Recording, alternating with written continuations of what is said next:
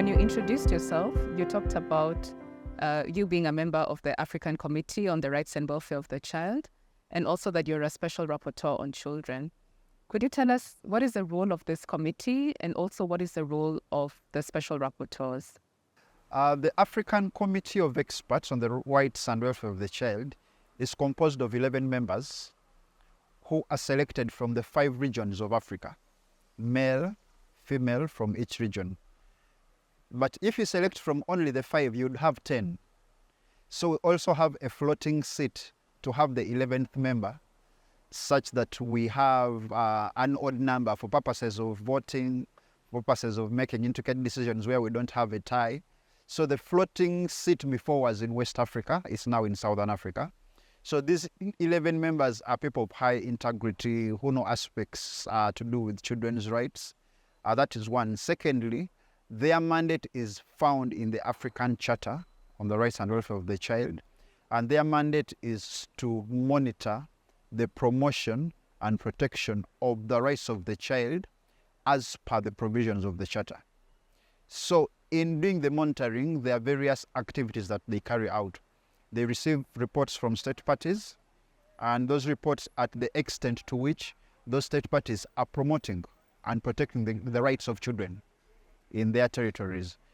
They give concluding observations on those reports. They receive communications. In the domestic sense, that looks like cases.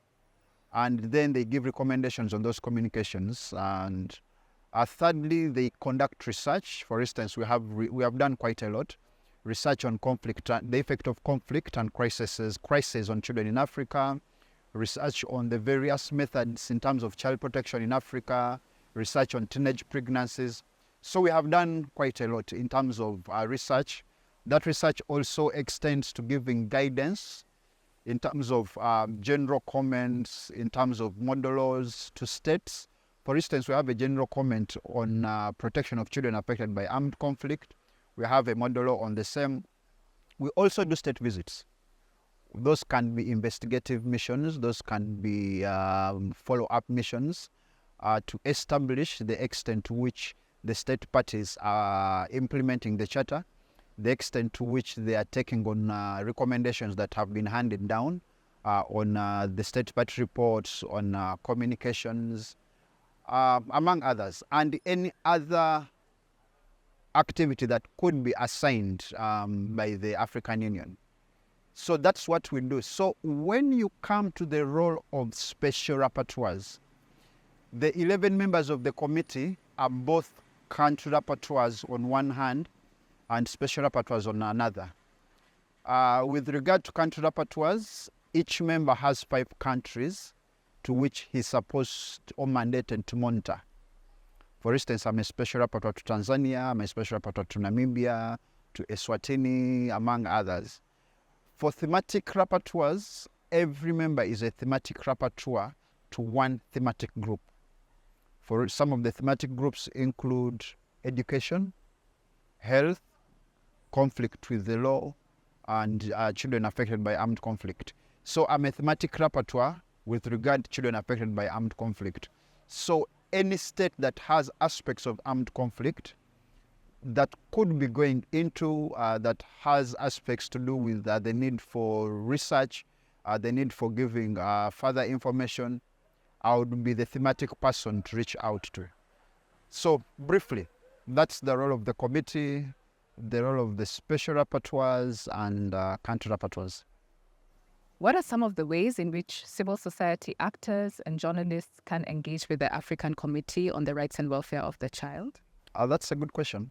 Journalists writing the right story from the informed perspective of the work of the committee, of the activities of the committee, I think that is very instructive. It would speak volumes to adding traction to the work of the committee and informing the public about it.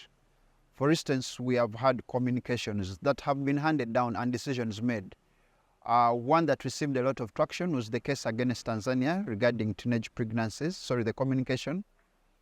Civil society organizations such as Equality Now, such as Center for Reproductive Rights, they are doing a lot in terms of monitoring the implementation creating activities around the decision. Some organizations actually create national action plans, like UCRNN in Uganda. So in terms of journalism, giving the right story, giving the story from the perspective of the informed understanding that they have about the committee, I think that is very instructive. It also helps to aid the public to know what the committee does. Usually most of the people don't know about the committee. They think the committee is the African Commission, the Banjul Commission, but this is the Maseru Committee. They think the committee is the court. The court is in Arusha. At times they think the committee is the committee that sits in Geneva, but that's the Committee on the Rights of the Child.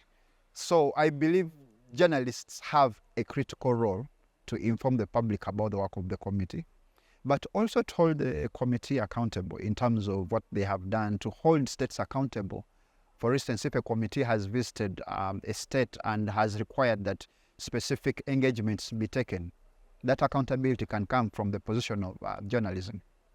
So there is a lot that can be done. So you've talked about various conventions, committees and commissions, and obviously there is quite a lot of confusion from many people who don't understand what all of these commissions and conventions do. So could you explain to us how this environment for the protection of children, how it actually works in practice? I would answer that question in the context of the African Union. So the African Union has organs. Among those organs, we have human rights monitoring organs or bodies. So we have the African Commission on Human and People's Rights, which has the general mandate to monitor human rights in Africa. That sits in Banjul. Now, because it has a promotion and protective mandate, it was seen that there is need to have a court that gives effect to its protective mandate. So then we had a protocol establishing the African Court. And the African Court, it complements the work of the Commission, but it gives actual decisions, binding decisions, and it sits in Arusha. So while the Commission does not give binding decisions, while it engages in the same working methods like the committee, state party reporting, visiting states, the court does not do that. It listens to cases and hands down judgments. The committee, the Africa Children's Committee, sits in Maseru. Now, it does not have the wide mandate for human rights generally. Its mandate is limited to children's rights. And that is qualified by the use of the child rights-based approach. If you're dealing with aspects of children, what's the best interest? To what extent do they participate? How do you deal with aspects of right to life, survival and development? How do you deal with aspects of non-discrimination? So the committee deals with human rights, but from a child rights perspective. The commission deals with human rights from a human rights-based perspective. Yes, aspects of participation come in, aspects of non-discrimination come in, but it's not basically child rights only, it's everything. Then the court gives a protection mandate, but by receiving decisions, receiving cases, hearing them and handing down decisions. So it's like there are 3 human rights bodies, but each has a specific area of focus. But I would conclude by saying that the effectiveness of any human rights body depends on the institutional framework that sets it up. For instance, for the Commission, we have the African Charter on Human and People's Rights. For the court, we have the protocol to the African Charter on Human and People's Rights establishing the court. And for the committee, we have the African Charter on Human and People's Rights. So the instruments establish the bodies, give them the mandate, and then it's up to these human rights monitoring bodies, the commission, the committee, and the court, to give forth jurisprudence, to give forth activities, to give forth guidance to states that will protect either the human being as an individual from a general perspective or the child with due reference to the committee.